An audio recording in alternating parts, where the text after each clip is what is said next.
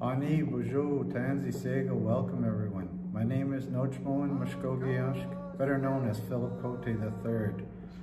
I belong to the Underwater Panther clan, and I'm also a band member of Moose Deer Point First Nations. Today, I'm here to share with you a traditional land acknowledgement. ArtworxTO, Toronto's Year of Public Art 2021, and the City of Toronto would like to acknowledge our presence on the land that has been the traditional territory of the Anishinaabe, the Wendat, and the Haudenosaunee peoples since time immemorial. And in 1805, with the signing of the Toronto Purchase, is now the treaty lands of the Mississaugas of the Credit. As we reach back to those first Torontonians, we remember our Mother Earth through the 7 grandfather teachings: wisdom, bravery, respect, honesty, truth, humility, and love. The stories of each of these nations endure and continue to guide our thoughts and actions on this land. And as we acknowledge our Mother Earth, we acknowledge the medicine wheel and its teachings. We recognize the 4 directions: north, south, east, and west, and the 4 seasons: spring, summer, fall, and winter. It is these 4 seasons that represent the circle of life. Nindanawe Maganidak, which means all my relations, which means we are all related. Aho, miigwech matakriasan. Hey y'all, oh yeah. Hello, everyone, and thanks for joining us this evening. I'm excited to be back here with you for our 3rd episode of ArtworxTO Talk Series live at 5, part of ArtworxTO Toronto's Year of Public Art. ArtworxTO is a full year of public art programming all across Toronto that aims to greatly diversify the opportunities for artists and audiences to engage in art. We have over 1,400 artists involved in this program and more than 300 new installations, murals, screenings, performances, and events unfolding across town through to September 2022. And during this time, ArtworxTO Live at 5 talks will highlight some of these projects, among other amazing initiatives in public art taking place around Toronto. My name is Rebecca Carbin. I'm principal and founder of Art Plus Public Unlimited, and I've been working with the illustrious ArtworxTO team in developing this program, and in particular with the remarkable Katrina Campitelli on the development of this talks program. Live at 5 is a series of talks about some overarching issues within public art practices today. As we developed this program in the midst of a global pandemic that began as a health crisis and morphed into a crisis that engaged politics, social economics, and so many aspects of civic engagement, collective living, and public life, we decided to assemble our overarching issues with a central concern for different aspects of art and health: personal, social, societal, physical, mental, and emotional. We want to engage with some of the numerous incredible programs and projects that Toronto's artists and art workers are undertaking this and every year, and to invite discussion around the important intersection of art and wellness, when, if, and how art can better us individually and collectively. We've developed a program that will examine 5 themes over 10 events. This means giving our audience and moderators a chance to marinate on points of tension within each chapter 1 of our discussion that we'll go deeper into in the second chapter. Our first 2 talks, available on demand in case you missed them, were titled Emerging from the Pandemic Better, and we have featured artist projects that came out of working within the pandemic context. Tonight, we're going into the first of 2 chapters on community building through healing through the arts. And in January, we'll have the second chapter on this topic. In February, we start a new chapter titled All Access, Arts and Accessibility. And following that, we'll have chapters around reestablishing the monument landscape for the future and art and mental health. So today's discussion is the first of 2 talks exploring the positive impacts of sharing personal and collective perspectives and experiences through art. As we move through the pandemic, what have artists learned about their practices and how art can support a sense of collective well-being? We have some fabulous panelists, and I'm excited to hear about their art practices, how they've adapted and evolved over the past couple of years. But first, a couple of housekeeping notes before we get started. We're live for a very quick 60 minutes. If you're watching us live on YouTube, feel free to type your questions for the panelists into the comments, and we'll have a question period near the end of the hour. If you want to rewatch this video later again and again, this episode and all of our Live at 5 videos will be available at the ArtworxTO On Demand Media Library, which is at artworxto.ca. So without further ado, I would like to introduce our amazing moderator this evening. Marlene Mcintosh has been the executive director of Urban Arts since 2008. She's worked to build Urban Arts into the dynamic, sought-after, award-winning organization that it now is. Marlene is well-versed in arts and nonprofit management, leadership, development, and capacity building.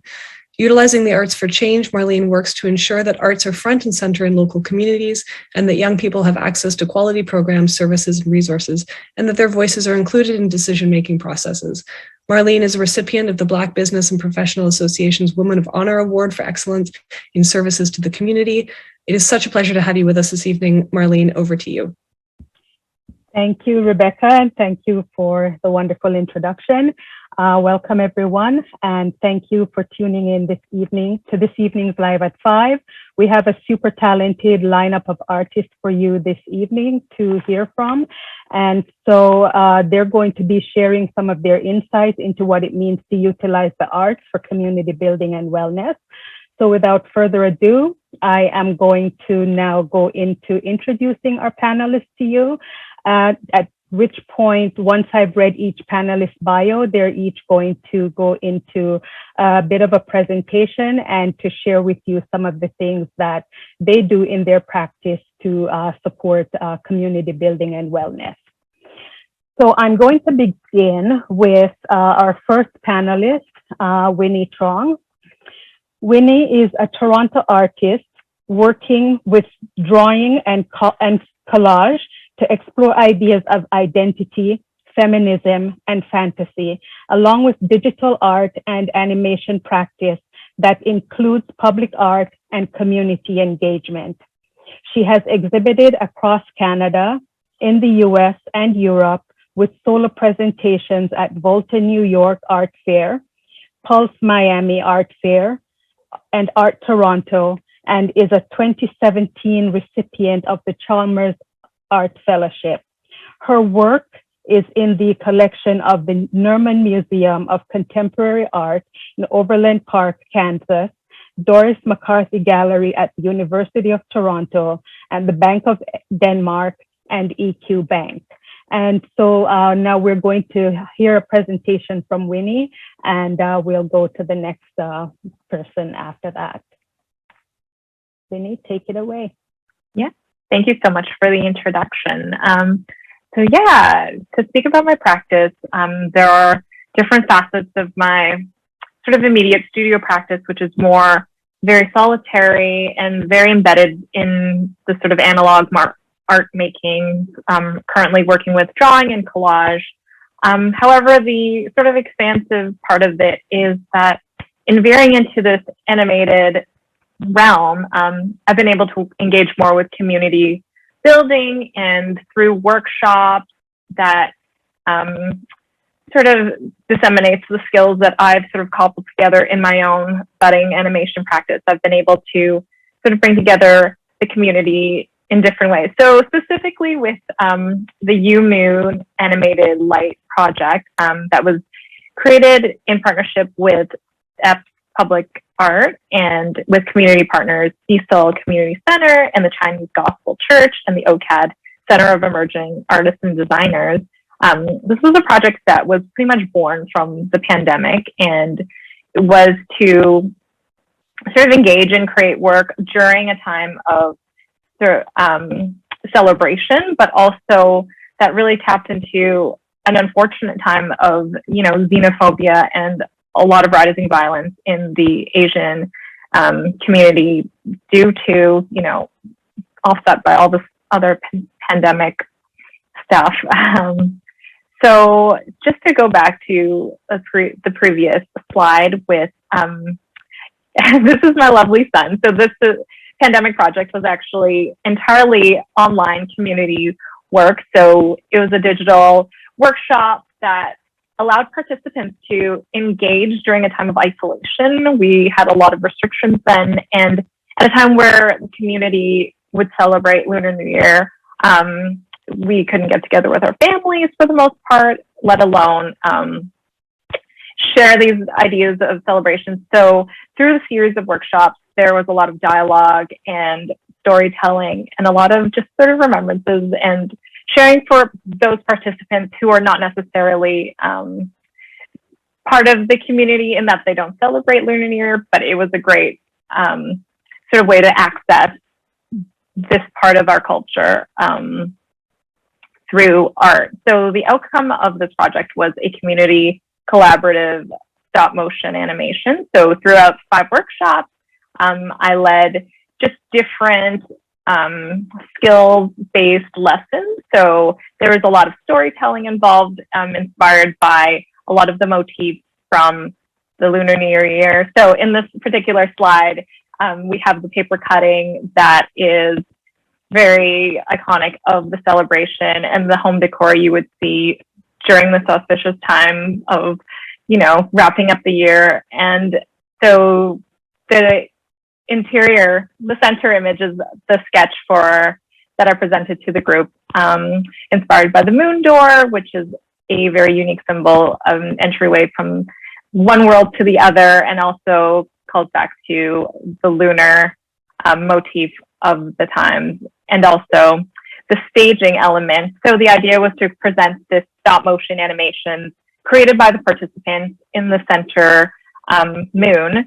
So that threw back to a lot of the shadow puppetry of sort of Chinese storytelling. I'll go to the next slide as well. Yeah, so this is just an example of my role within this community work was to create the groundwork for everyone else's storytelling. So just implementing my skills in animation to create the staging elements, and with the focus of the screen being the participants' little snippets and stories from the animation that they ultimately produced by the end of the 5 workshops, with the skills of both stop motion and collage creation, puppetry, yeah, and of course, as a culmination of the storytelling that we engaged in. The next slide should also, yeah, there we go. So here we go. This was implemented at the corner of Huron and Dundas during the Lunar New Year celebrations at the end of February. And here, this was a big community project that allowed for illumination during a very dark time in many respects, but also as a way for participants to engage with freely. So just members of the community, seniors, families that would encounter this to be a part of the celebration, again, during a time of great disconnect. So yeah, I think that's my little spiel. Thank you. Wonderful. Thank you so much, Winnie. Very inspiring. Next, I'm going to call on Sean, and I'll read Sean's bio. So Sean Martindale is an internationally recognized artist and designer based in Toronto. His interventions activate public spaces to encourage engagement, often focused on ecological and social issues.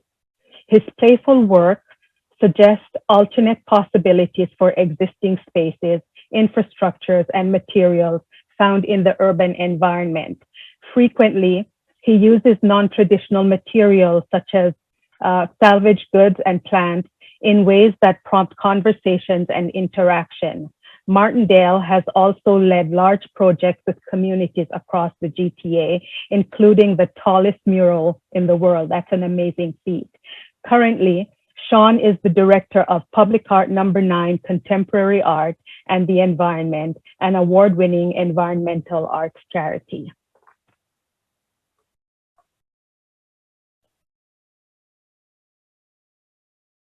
You're on mute, Sean. There we go. Sorry about that. Thanks for having me.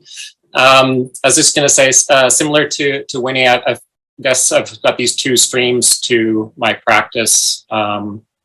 One is my, solo practice of usually public interventions and sculptural works.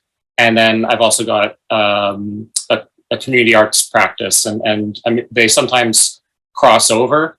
But today I'll be speaking more to the community arts side of things, and also to my role with No. 9. So yeah, as No. 9 is an environmental arts organization. They're focused on empowering the next generation to build sustainable communities. And I'll show you some images, both from, so that the image that's on screen now, that was the tallest mural that was mentioned in the bio in St. Jamestown of Toronto. It's actually, I believe now, the second tallest mural in the world. There's one in Vancouver that beat it recently. But that was a community project with the youth from that area and the STEPS initiative, as well as Toronto muralists. A lot of my previous community work was very hands-on, in-person work. And here's another mural I did with my friends, the PA system in Parkdale. And we worked with the Parkdale community there to design both the mural, but also the symbol for their flag, for a solidarity flag for that neighborhood. As you can see from these images, though, they're not very COVID friendly. This was all pre-pandemic. And I think in the next couple images, there's some more sculptural works. You can actually, if you go to the next one, you can see they're also very hands-on. This one is a project at the Bentway, where you could kind of rearrange these letters on a large scale, but also kids were using them to play around. And so it was a mix of a performative piece, but also a very interactive one. And I believe the image after this is one of a cardboard city project that I worked on, where you can see it just sort of ends up being a little bit of chaos that I really enjoyed. And so this was a cardboard city project at the AGO, where kids and their families got to come in and just keep adding and building on this city.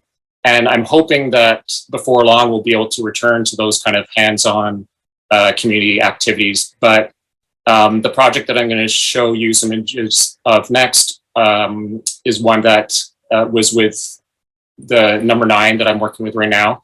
And this project was specifically designed around the constraints of the pandemic and trying to actually offer up some different activities that parents and teachers could offer their kids, but also that adults could participate in. So with this project, I curated 9 different artists. Each one represented one of the 9 pillars of sustainability that number 9 gets its name from. And you'll see them throughout these images, as well as their artwork. It looks like the image, at least on my screen, is getting a little bit squished there, but you'll see each of the different artists' works and the pillar that they were representing. And for each one of these artworks, we also got the artist to create a open version of it, a black and white version that could be downloaded from the website pillarsofchange.art. And so kids could color it in or add their own elements or create ones that were entirely their own. We also had blank templates as well. So we worked with some really amazing artists, and we've been showing both the work from those professional artists, but also the work that we've been receiving from the community, from different schools, and from adults as well. And it's been really great to see the range. We're getting submissions from very young children that are just getting a handle on how to hold a pencil, and adults that are already quite skilled. And most recently, we were able to show a bunch of these pieces at Yonge and Dundas Square on 10 of the digital billboards there. And I think we have an image just at the end of that event. And one of the schools, this T.L. Kennedy that you're seeing some of the images from, they were able to bring a bunch of their students down to come see their art on large scale on these digital screens as part of ArtworxTO. So you can see I think they were able to bring about 40 students down to see their artwork there. But I think that's probably my time for now. But thanks for having me here. Thank you so much, Sean. Next, we're going to go to Leah Houston. Leah is the founder and executive director of MabelleArts.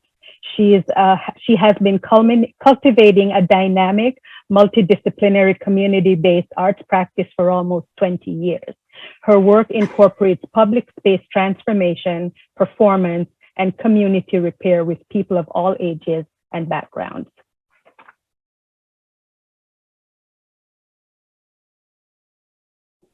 It's the Zoom story. Hi, it's so strange. Are you there? Are there people here?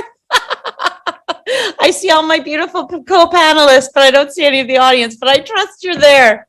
Hello to you from Maybelle Avenue, where I sit in this office, which has been the center of MabelleArts' COVID response, as well as in our homes, in our bedrooms, tucked under quilts, figuring out how we would respond to these terrible, marvelous times, and serve our community and each other. And so before I talk more about that, and I'm coming today with not so much work to show, but more lots of questions to ask, run the video. We just thought people need food, and we're MabelleArts. We're going to respond to this need, but we're going to respond to it in a Mabelle-y way.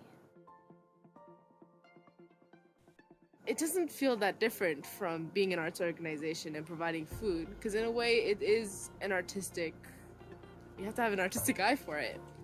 It feels very much like delivering that meal, and in the same way, theater, right? All of this prep, and you don't know what's going to happen, and you're putting. Sorry, is it weird? I know there's no sound. Maybe it's weird. I can't help but just watch it because all of this happened to me.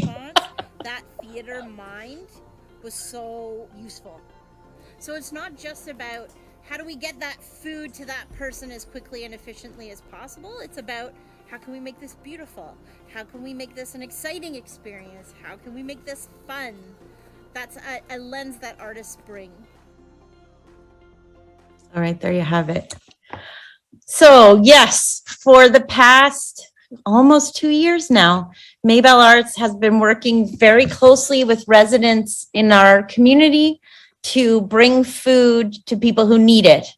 The way that started is we put together a list of 100 households to call on the block just to find out how people were doing, week 2 of COVID.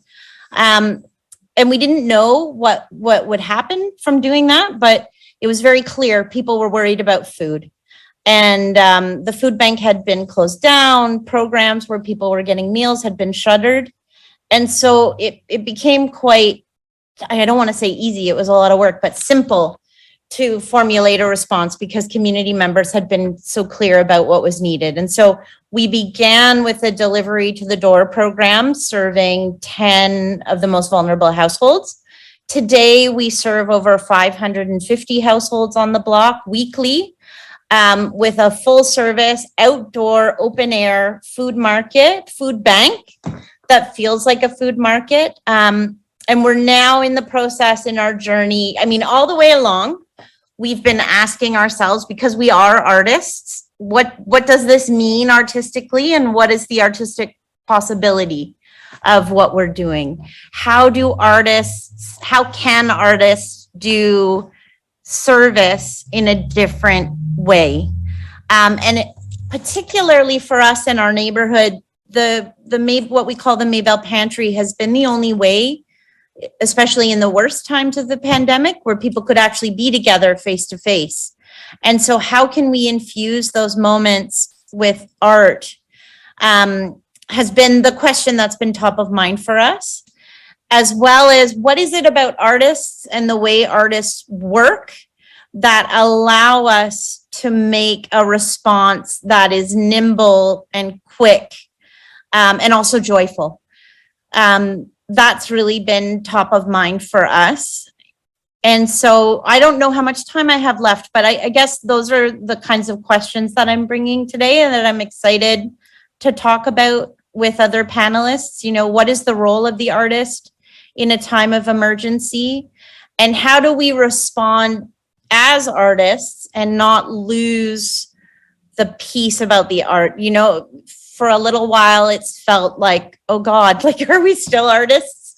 And holding on to that piece has been challenging, but also sort of where the most exciting parts of this journey have been for us.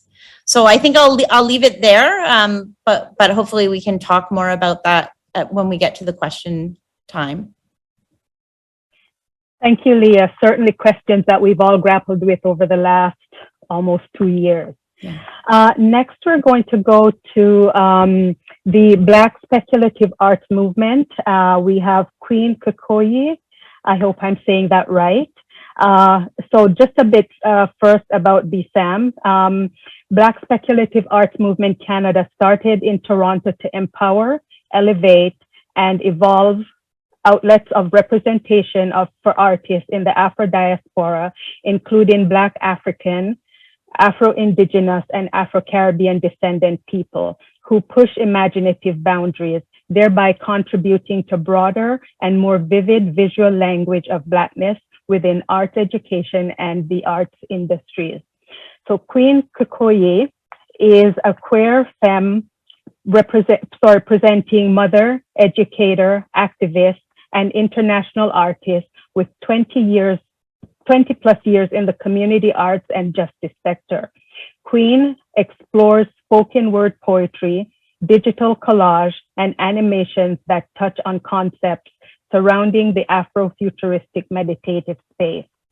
Nico Taylor is a writer, scholar, digital and performance artist who uses feminism and critical race theory to dissect constructions surrounding race and representation, most especially how we make sense of the images that surround us. So I'm going to hand it over to Queen and Nico to do their presentation. Thank you. Great. Thank you, Marlene. Hello, everybody out there. We are so happy to be here to speak about what we do and what we do together through BSAM. So you've already had a little bit of an introduction to myself and to Queen. So I just want to pull up the slide about BSAM. Just the next one there. So that's us, looking beautiful. And then if you go to the other slide, you can see a little bit about what we do. So we started in 2016, first as an artist collective, just coming together to do some conventions that brought, scholarly minds as well as artistic minds and others working in industries in the health sector and wellness and technology sector to come together and think about what is the future for artists, for Black folks within these industries, and what we want to create and put out and work through and build together. So these are the pillars that BSAM operates on, and we try to involve these things in everything that we do. They're constantly on our mind, and either one or all will be in the projects that we create, and that's kind of the way to keep us accountable. So these are just some snapshots of some projects we got up to this year, starting in 2020 and carrying forth into 2021. So Unveiling Heroes, which is coming soon, is a project with ArtworxTO, Heritage Toronto, and the Confronting Anti-Black Racism Unit. And we were able to bring on 6 artists to create portraits of Black Canadian figures that have contributed to the Toronto landscape in a great way. And some of them have parks in their name, but we noticed there's not images there. And we wanted to provide those images in a way that it artistically displayed them as heroes. So example, we have an installation going up in Rita Cox Park, created by Gerda Boateng, and that's coming in the spring. And there will be other installations as well as virtual exhibits of these artists. And then we have Love Letters, which is a 150-foot fence. It's a construction hoarding project that's on Queens Quay and York Street. Just a warning, though, it's under construction. So if you go see it, it's not how we intended it. We're trying to secure some things with the fence, but it's influenced by African textiles. and it touches on the different dynamics of love. And one of the things that we did is we involved the community by asking them to submit love letters. So having them think about love in different ways, just not romantic love, but love for, you know, food, love for community, love for a place, a building. All of that was gathered together and informed the way that we displayed this project. Either written, some of their letters were displayed through the design, or we used augmented reality, so AR. So you'll see the E there. So if you use an app called Artivive and hover over that E, you can actually hear like a beautiful collage of these love letters come to life, as well as animations, and it's just a whole experience. So you can actually still go and to the love letters and use the app there, or if you're to see a picture of them online, you can also use Artivive to experience that. So we love to include technology in some way in everything we do, just to add a little bit of pop.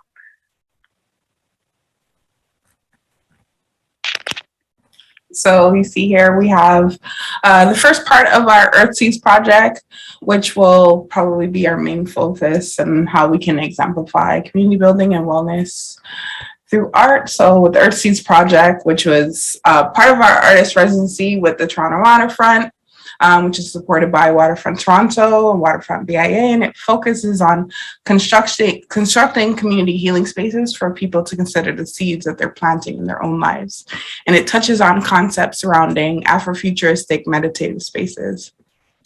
It's inspired by Octavia Butler's Parable series, which conceives earth seeds as a way of life that embraces change as a universal force for growth. And 3 projects came out of the residency. So you have Rain, you see here, which is an animated film about an Afro-Indigenous non-binary youth and how they use the water to connect to culture, history, and restorative practices. And then you see we have our Comedic yoga. Sorry, you have to go back. We have our Comedic yoga series, which is done in this very beautiful, artistic, stylized way that speaks to yoga through cultural and Africa and diasporic lens, done by Vanette Ford. Next slide. And then we have our girl, Olumina. Olumina is our largest part of the Earthseeds project. She's a 6-foot temporary art sculpture, first appearing in Atkins Place Park along the Toronto waterfront, and she's a depiction of a water deity, so water spirits of African and Afro-Caribbean folklore, which often touch on this idea of change and moving forward. And the impact of Olumina at Atkins Place Park, which was to make spaces more accessible and welcoming to Black community members. So with her there, we were able to increase Black visibility along the waterfront, both in the amount of sculptures that actually depict Black figures in Toronto, but the amount of Black folks that were encouraged to come to the waterfront to visit her and see them for herself. And there was this feeling of culture being represented there through different dialogues about Olumina, so Yoruba culture, Afro-Caribbean culture, and North American through the representation of Octavia Butler. And with Olumina, she is a passive installation, but she's also an interactive installation. You can go to the next slide. So you can see in the back of her head, it's her head wrap, but it also has a dual purpose and serves as shelvings for a plant exchange, which is an interactive part of how we can interact with Olumina, and it inspires participants to be more contemplative about where they fit into relation to the water and the earth.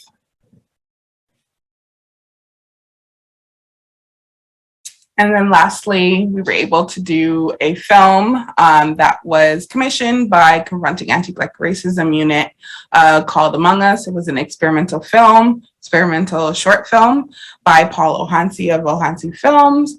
And it was in celebration and recognition of August being Toronto's first Emancipation Month.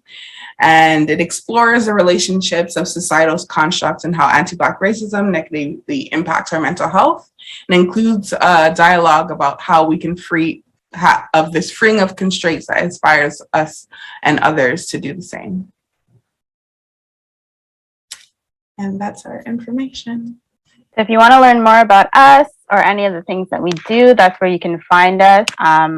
One thing I want to a note I want to end on is like, as you can see with the projects that we do, we love to collaborate, and we think it's very important to collaborate with community because you get all of these different voices coming in to create the work. And that way it doesn't just speak narrowly.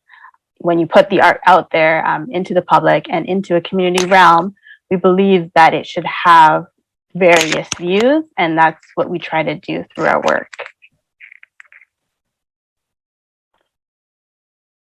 Thank you very much, Queen and Nico. Very powerful representation. So now we're going to go into the next part of our discussion, and I have questions for each of you. So if you would oblige me for the next few minutes, I'm going to start off with Winnie. If you could tell us, your work focuses on identity, feminism, and fantasy, and you've traveled and exhibited your work internationally. As a woman, and more so as a woman of color, could you tell us about those experiences and how they have differed from one part of the world to another, and especially as it relates to identity and feminism? Yeah, I mean, so much of my work is such a personal practice, and it involves so much, small acts of making that every time I venture outside of my community in Toronto, outside of my usual studio space, it always provides a sort of entry point into just other modes of thinking just by virtue of being elsewhere. And I feel like I'm also, through my experiences, I've been drawn to a lot of these women-led organizations. So a lot of these encounters with identity and feminism in my work have always been this sort of natural fit. Like, it's never been contentious because of the nature of the organization and spaces that I've sort of lived and worked with abroad. So yeah, just in terms of being able to set myself in new spaces and imbue myself in nature, which is such a big part of the sort of paper cut work that I draw from. That's one point of it, working in other spaces, but also at residencies, I'm provided with spaces sometimes that involve living with other women or just with other people in general, and that's very eye-opening. Yeah, and also almost a relic of a past now that we're in these times. So. Most definitely. And from your experience, how readily are the arts embraced as a form of healing and wellness, especially for women in your travels?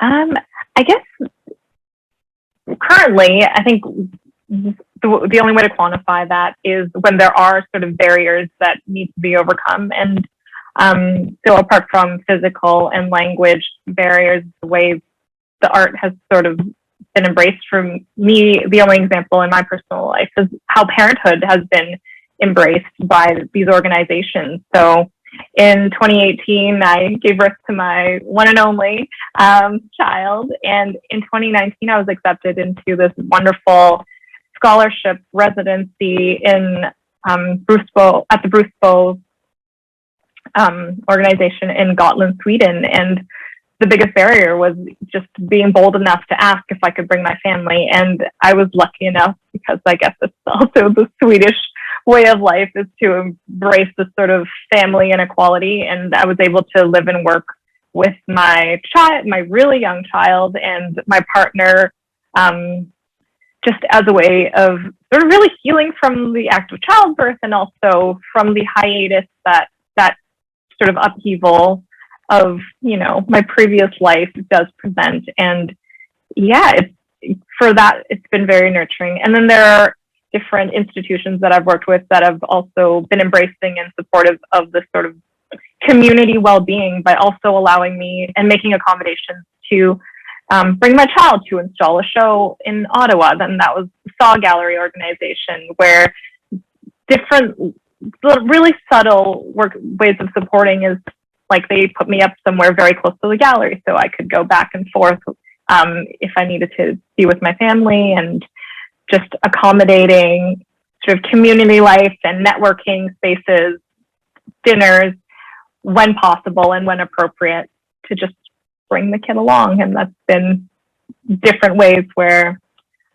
arts have been, or my work in the arts have been sort of supportive and very holistic in that sort of way. Hope that answers it. Yeah, and that is so inspiring to hear. And you know, as the world continues to change, you know, seeing more of that happen to support women and families as we make our way in the world. Next, I'm going to go to Sean. Sean, your work at Public Art number 9 builds on the organization's history of fostering awareness of current ecological and social concerns through contemporary art and around the whole notion of sustainability in various forms. Could you talk to us a bit about what it means overall? How does sustainability in all its various forms, and especially around the 9 pillars that number 9 embraces, how does that, coupled with the arts, impact community building and wellness? You're muted. Hey, welcome to Zoom. Yeah, I mean, it's such a huge issue, right? I think environmental concerns are, you know, a reason for community, really. Like, it's something that is global, and we need to work together in order to find solutions and to fight for change. So it really necessitates community, but I think art can help foster those communities by empowering people, you know, to share their concerns, their ideas, to champion ideas, and to further expand these communities around the issues. I mean, like, for example, I mean, in BC right now, it's such a major catastrophe that's happening because of the flooding, but also they had those major fires earlier in the year, and both can be kind of likely traced to climate change. And so it's happening now, and something that we all have to face in one way or another. But I think it needs to be addressed from many different angles. And so number 9's approach with the 9 different pillars is to offer up some entry points, you know, some tools for, especially for the next generation, but for all ages to enter into the conversation and to try to come up with new ideas, new solutions, and to work together to, you know, promote change in the right direction. Thank you. And I know with the fires this year, you know, from Northern Ontario and BC, we felt the effects here in Ontario. So most definitely. What do you think we, you know, society, government, systems, individuals, all of it, can do to ensure that we build on this movement to benefit all? I mean, that's a good question. Like I said, I think it's really a concern for everybody. You know, we need all different kinds of approaches, both from you know, the government level of things, and industry are obviously the big players, but each of us individually and as communities also have a role to play. And I think, you know, our communities are the ones that are going to force governments and industry to change, because they won't otherwise. They're just, you know, going to go after power and profit. And, you know, the government is sending in a lot of support now and spending a lot of money now to fight the emergencies that are happening in BC. Like, my grandparents are in a small, like in Chilliwack, which is a town between 2 of the hardest hit areas in BC right now. And you know, they've been sending in army support and things like that. But, you know, if that money had been spent earlier on, perhaps we could have prevented rather than trying to fix things after the fact, you know. Meanwhile, they were also, just as a side note, also sending the RCMP into unceded territory in northern BC. So it's like, what kind of craziness are we seeing from our government? You know, they're just not going to change unless we as citizens force them to change, and that can be through art, but it can also be through, you know, traditional politicking and campaigning, and yeah, we need change from all different angles. Yeah. Most definitely. And we do have power, and definitely, you know, time for us to really start exerting that power towards seeing, you know, enhanced change or increased change. I'm gonna switch over to Nico. You're in the hot seat.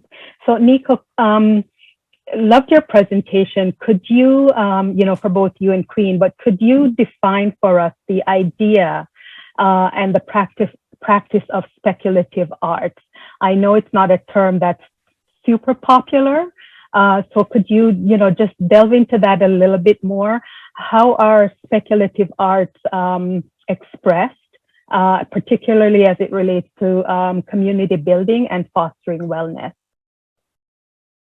Okay, so speculative art is a creative practice and an artistic movement, and it basically takes everyday structures and norms and remediates them through the use of things like science, like science fiction or technology. And it's a way of changing our reality to imagine different things or different ways forward for our past, present, and future. And the way that we use it, so the way BSAM uses it, is we include views of all Black people around the world. And our approach is to reimagine the constructions surrounding Blackness and envision other worlds for us to exist and to thrive and to find joy. So you've probably seen the speculative arts or forms of them everywhere, but have not really identified them as such. So like comics, Octavia E. Butler's fiction is a good one, or looking at these like superhero movies, or even things like Get Out from Jordan Peele. And when I think about speculative art, I like to think about it in terms of, first, like, what if? What could happen if this was removed? What could happen if we added this? Or in terms of interrogating space. So it could be thinking about space in a physical sense, like the outdoors or Nathan Phillips Square, or thinking about it figuratively, like the imagination, or even space like the cosmos. So like going into Mars and thinking about what could happen there. And I really like this quote by Ytasha Womack that I will read for you all. And this is from her book, Afrofuturism, the World of Black Sci-Fi and Fantasy Culture, that says there's often an understated agreement that to think freely and creatively, particularly as a Black person, one has to not just create a work of art, but literally or figuratively create the space to think it up in the first place. So I really attribute speculative art with the idea of decolonial thought and removing boundaries and barriers that stop us from thinking about what we can do in a more expansive way. And I believe that directly relates to wellness and contributing to building better communities, especially for those people who are marginalized and have been put in these liminal spaces. So I see it as a force for social justice. And I think a lot of people who are engaged in that kind of activity often use this way of thinking to imagine or conceive a way forward that breaks down things that kind of trap us or keep us in stasis. So I don't want to take up too much time, so I'll leave it at that.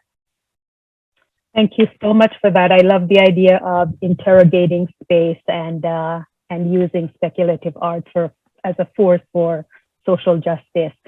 So Queen, could you tell us, in the past 21 months, we've been focused largely on a sense of reckoning and acknowledgement of past and current societal wrongs, particularly as it pertains to the Black experience. And in the face of the Black Lives Matter movement, do you get the sense, and, you know, I might be, you know, thinking, you know, quite highly here, but do you get the sense that we are finally at a place where healing has begun? And if so, how? I think that for close to 500 years, Black and Indigenous communities have always had to be in a consistent state of healing and repair. Justice, liberation, freedom, equity, it seems to always just be out of reach, but attainable for like a small group of people. And for the type of transformative healing required for our community would mean like the limitations of the access for those things would have to change, like truly change and stay changed.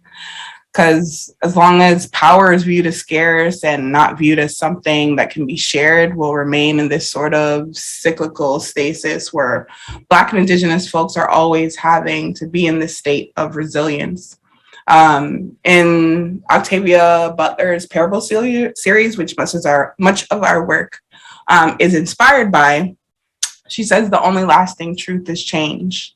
But I wouldn't be a futurist if I didn't believe, you know, that type of healing is possible and that type of change is possible. And as like an Afrofuturist, I alchemize my pain, I transmute it in order to heal. Adrienne Marie Brown also said, I think that healing is a behavior to look at something so broken and see the possibility and the wholeness of it. And I agree. And I also hope that one day we won't have to always be at the beginning of our healing process from systems that intentionally and passively cause harm to our community. And I wholeheartedly agree with that. And as we live with that hope, what does or could this sense of healing, what could this sense of healing look like? And how can the work of BSAM highlight and support that? I think that sense of healing is a longer conversation, but it starts with like radically decolonizing systems. I think that in Canada, specifically in Toronto, that work has begun, but we still have a very long way to go. I think that BSAM Canada highlights how powerful and healing it could be to understand and celebrate our culture through meaningful art. For example, with Olamina, you're learning about ritual and historical healing practices for us, by us, that are rooted in connection to spirit, to the natural world around us. And then you can kind of take those things and embed them in your daily practice, like of meditation and mindfulness and grounding through a culturally specific lens. And we can begin to see ourselves in the future, and that itself can be a radical form of healing. Wonderful. Thank you for that. And for Leah, you're in the hot seat next. So as a community arts practitioner, how do you see the arts being used at the local level, at the community grassroots level, to support community building? For us, I guess the thing that helped a lot as we entered an emergency place was that the art allowed us to build connections with people that weren't about consumerism and weren't about a kind of service economy or a social service economy. They were about building connections through the joy of making and through the challenge of making across difference. And so having spent many years doing that as a community and a place, and the art kind of setting a trajectory for us in terms of how we would relate to one another, when shit got real, we had that ground to stand on. And I keep trying to find the right word to talk about it. People call it social capital. it was like, and I hate using a capitalist metaphor, but truly it was like money in the bank. People knew that they had put their own juice into this community, and they felt, rightly so, that they could come and say, we need help, because all of that joy was in the bank to spend. Art does that in a way that I don't think anything else can, because it removes that. It can remove, not to say, we all know there's a huge consumerist component to art, particularly to the kind of mainstream art. But when we're talking about communities making art together, it can often remove that parasitic capitalist relationship, and allow us to interact in new ways that prepare us for an uncertain future. Amazing. So in my own work at Urban Arts, I've seen the power of the arts in the healing process and in supporting community. And throughout this pandemic, there has been the talk around the whole notion of building back better. So as we hear government, we hear the city, we hear, politicians talk about building back better. What do you think, or what do you see the role of community engaged arts can play in the eventual recovery from COVID-19? And what does building back better look like at the community level at the very least? Oh boy. You guys might have to help me out. Everybody can jump in here. I don't know if I have the answer to this on my own. For us, this idea of building back better, it's built on a ground of so many years of engagement and connection, which allows us to imagine what building back better might look like. And I think what's been so challenging about this pandemic, one of the many things that's been so challenging about this pandemic, is we're not on an even playing field. We're not in our communities, we're not on an even playing field. And also in terms of what happens in our communities, we're not on an even playing field. And how do you lay that groundwork to build back better together? If it's not there, there's a lot of catch up that has to be done. Which is not to say, we've heard a lot about incredible projects that are doing that despite the challenges of the pandemic. But I do think that groundwork still needs to be laid. For us as an organization at MabelleArts, what that has meant is recognizing that the relationships we've built over all these years really matter. That it was the art that allowed that to happen. And that we can now, standing on the rootedness of those relationships, imagine a new kind of neighborhood. But that's not going to be the same across the board in all the places. Building back better is going to look different wherever it is we try to do it. And certainly the communities that have been most impacted by this pandemic have to say what that looks like, what building back better looks like. And we as artists really need to challenge ourselves to build the tools that can allow communities to speak about what building back better looks like. We have the capacity to do that. I think everyone on this panel has shown that that's possible. We have to tell the funders and the power players that this is how it's got to be now. And I'm going to stop because I'll just keep going. What do you guys think? An audience, are you out there? What do you think? Well, we're going to have a bit of a question answer. Thank you so much for that. As the saying goes, we're all in the same boat, but in reality is we're all in the same ocean, just different boats. Yeah. So we're going to go into a bit of a question answer. Rebecca, I believe there may be questions for us. I can't see them. Yeah, I'll just be a disembodied voice. I have a question. I like that we're talking a lot about the future and and art's role in kind of expressing a future that people see themselves in. And I'd love to hear a bit about, Leah, you mentioned the tension between, when you are, you have and Sean and Winnie also mentioned, being an artist that you have your own practice, and then you have sort of a social practice, and the tension between where, sometimes you're navigating that as an artist. And so within that, do any of you want to speak about that role of sort of the expressing a future for people as an artist and kind of interpreting? Because one of the things I've really thought a lot about over this period is how we turn to art in so many different forms and platforms in moments of kind of trying to figure out what we're all experiencing. And art is like really the thing that helps us understand what we're going through. Does anybody want to speak to that kind of future, that relationship of the personal practice, the social practice, and then that kind of communication of a future?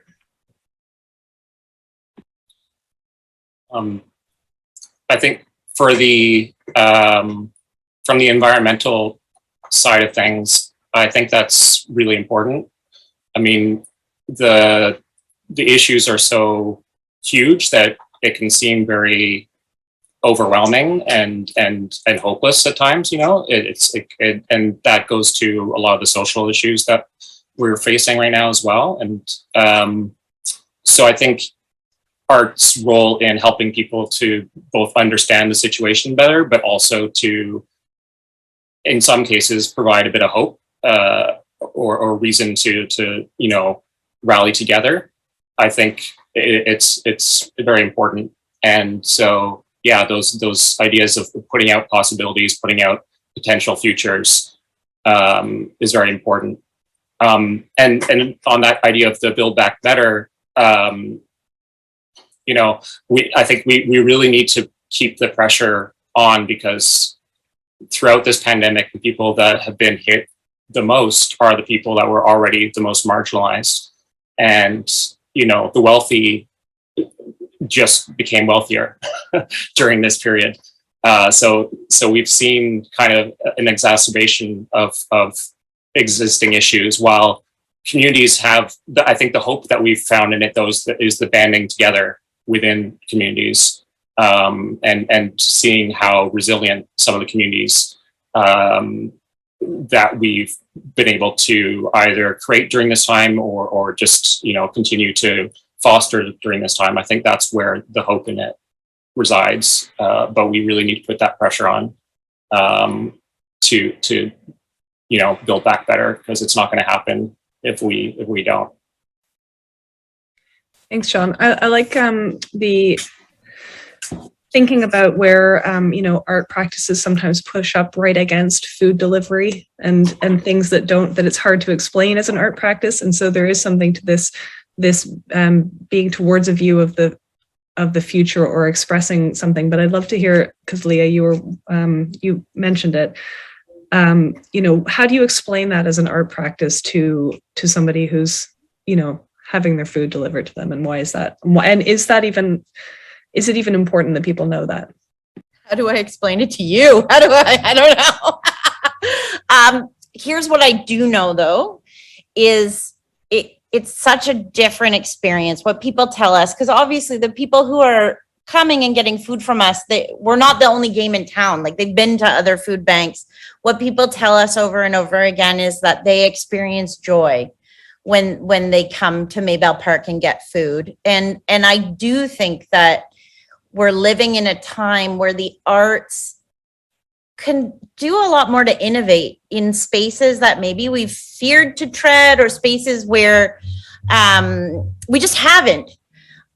Because I as we delve into this territory, I just see huge potential to really shake up the way things have been done. Food's a great example, because when you need food, the model in the past has been, how can we do this as cheaply and as efficiently as possible? It's predominantly white church ladies on a volunteer schedule giving out canned expired food. And that's got to change, and it can change, and artists could be at the forefront of changing it. I think that's what we're trying to do at Mabelle. And it was the pressure of the immense need coupled with the immense loneliness that our community was feeling, but that we were feeling too. You know, our arts, I don't have a personal arts practice, actually. I came alive as an artist, as a community artist. That's where my practice resides. And to be living in a moment where you can't connect to people was soul destroying for me. I get out there every week. You see, I'm in my pink jumpsuit. I get to be the MC of the pantry every week. And I get out there and I see people and it heals me. Like, this work for me is my medicine. And I think it can be that for all of us. I mean, that's why we're here. It sure ain't for the money.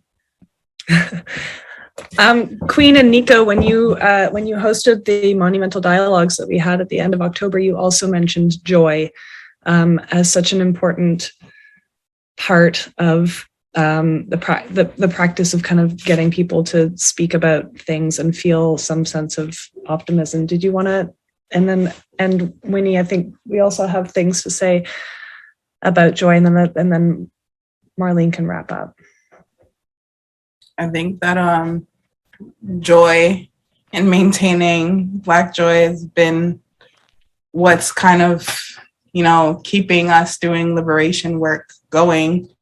Because if we don't find joy and abundance in what we're doing and what we're creating and ways in which to keep having that conversation through so much of the pain, because not all of our experiences as Black folks is steeped completely in pain. We are filled with joy and celebration, and even, like, you know, normal stuff you see people doing on TV now, being able to see, you know, actors that look like me, you know, just doing regular stuff and being able to celebrate that instead of, you know, this existence of the Black monolith that is consistently steeped in, like, sorrow and pain. And when it's a part of our experience, but it's not the whole and full experience. So it's so important for us to, you know, transform, you know, and alchemize, like I said, this pain that we have into joy, because that's something that you should never let anyone be able to steal from you. Mm-hmm. And pain gets you so far. I think if we continually focus on pain, you're treading down the same path. Whereas when you find joy, you can experiment and, like I said, break some of those chains that have been binding you. And I think sometimes we see, like, oh, joy is it's a big thing. How can I find joy in this pandemic that's keeping me inside, or that's keeping me away from friends and community? But joy could be as simple as, like, standing outside and feeling the sun on your face, or, you know, realizing, oh, I finally have some time to maybe flip through this book that has been sitting on my desk forever, or finding a sentence that just resonates with your being. So I think we have to kind of expand the idea of what joy could be. And that's continually what we do as an organization, and kind of the premise and how we move through the world.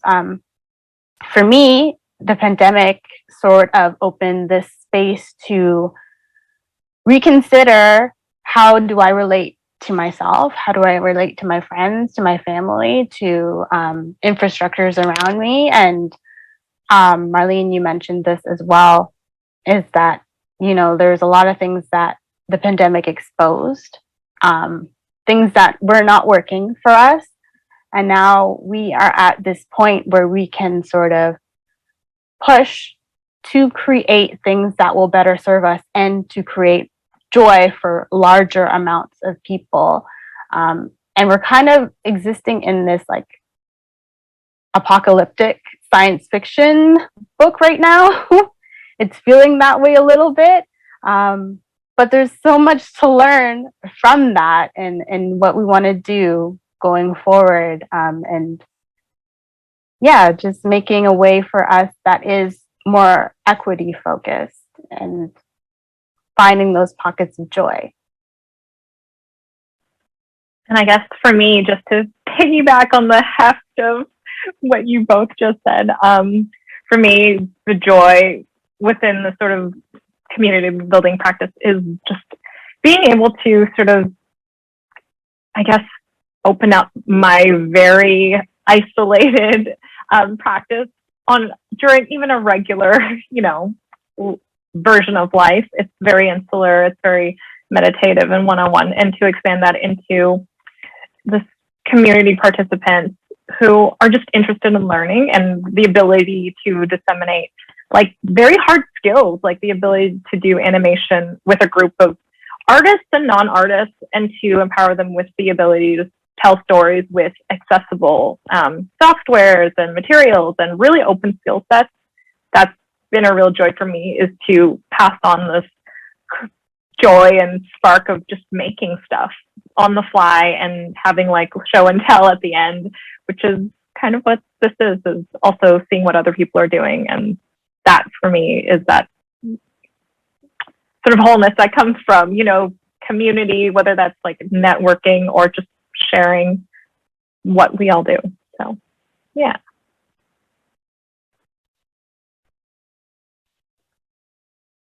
Wow, wonderful.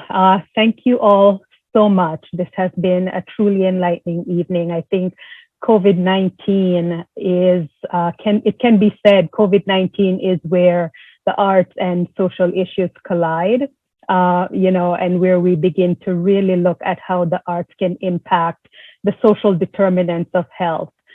We've heard some very inspiring insights from our panelists this evening, from speculative arts to feminism and identity and sustainability and fantasy and community engaged arts. And, I trust that you have all garnered some useful information and tips and highlights on the importance of the arts in building community and in supporting wellness as artists, as workers, as systems, and as, of course, as communities, as we brave our way through whatever comes next. We don't know what the future holds. And so I thank you all for tuning in this evening. Thank you to our amazing and our fabulous team of presenters. Thank you, ArtworxTO, for putting this together. And as we draw close to the end of the year, I'd like to say have a wonderful holiday season. And in the spirit of well-being, take care of you, take care of each other, and I wish you joy. Thank you.